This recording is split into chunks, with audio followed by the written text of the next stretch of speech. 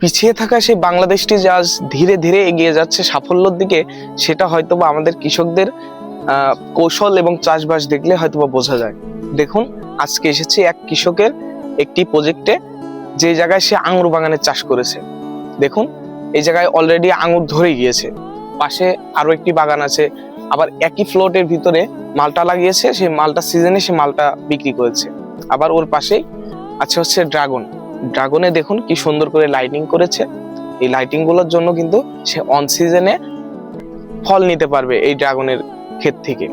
এই জায়গায় কিন্তু সে ভিন্ন ধর্মী একজন কৃষকে রূপান্তরিত হয়েছে গ্রামের ভিতরে।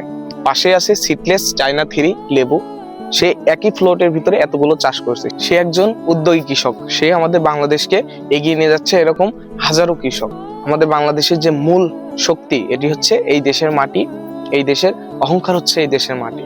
আমাদের দেশে অন্যান্য দেশের থেকে অনেক বেশি উর্বর এই দেশের মাটি। তাই এই কৃষকদের জন্য আমাদের বাংলাদেশ ধীরে ধীরে এগিয়ে যাচ্ছে সফলতার দিকে।